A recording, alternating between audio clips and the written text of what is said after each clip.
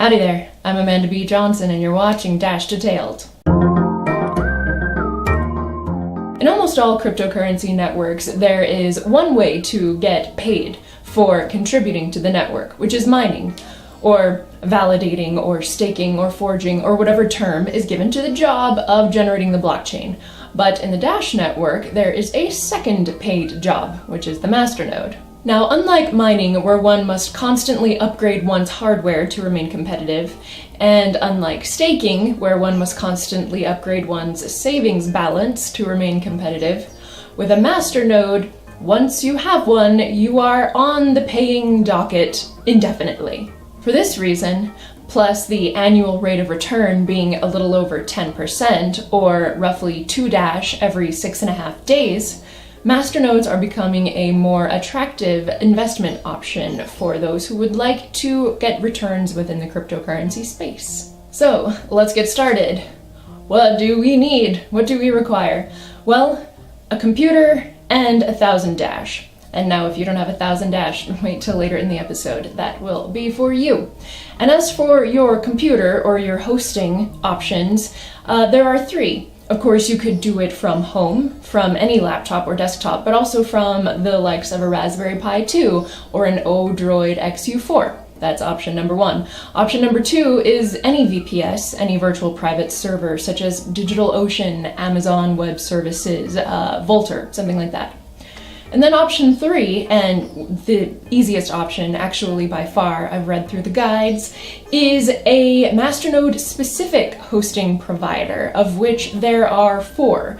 Node40, Splowix Masternode Services, Masternode.me, and an automated service at dash.org, for which there's a link below. These services range from roughly $7 Dash per month up to around $22 in Dash per month, comparable in price to standard VPSs. So once you have exactly 1,000 Dash in a single Dash address and you've made your hosting choice, just check the description below for a step-by-step guide that will take you through how to launch a Masternode with your given hosting choice, and you will start receiving payouts within 2 weeks. And for those who don't have a full 1,000 Dash but would like to own shares in one nonetheless, 2 trusted options exist.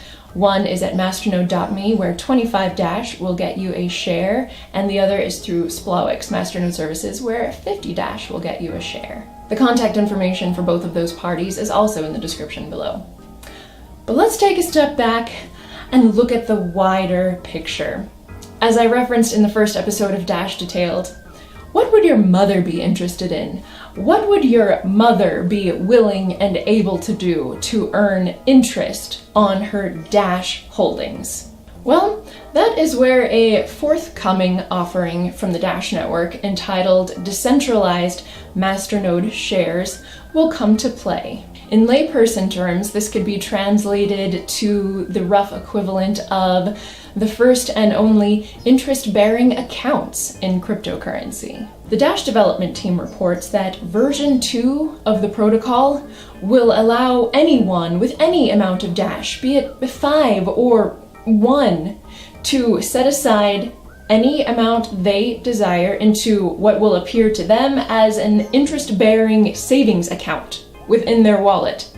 And then this Dash, all the while keeping the private keys in the hands of the owner without relinquishing control of it to any third parties, will be entered into a pool on the Dash blockchain from which an entire class of decentralized Masternode operators can then pull from to then launch more Masternodes. And the incentive structure for this to take place is that the Masternode operators who pull from this pool of savings, for which they don't know the private keys, get to keep a portion of the payouts themselves. It will be like the most high-yielding, interest-bearing bank account ever, except everyone can be their own bank. And that is decentralized Masternode shares, and with current manpower in Dash's development, it's 2 to 4 years out. And for that to come sooner, Dash needs more talent. I'm happy to announce that Dash is hiring. If you are an expert in the programming language C++, if you're familiar with cryptocurrency in general, and if you have an eye for what it would take to create a global currency, Click the link that you see on your screen now to go to Dash's jobs page to get a more detailed description of the positions that are needing to be filled. And as a final announcement, hearty congratulations to 2 new businesses which are accepting Dash. First is Residential Living at the Talisman Apartments in Saskatoon, Saskatchewan, Canada. And second is to investment firm Bank to the Future, who is now accepting Dash from qualified investors who would like to invest in blockchain-related startups. And my dear internet friends, that is all I have for you today.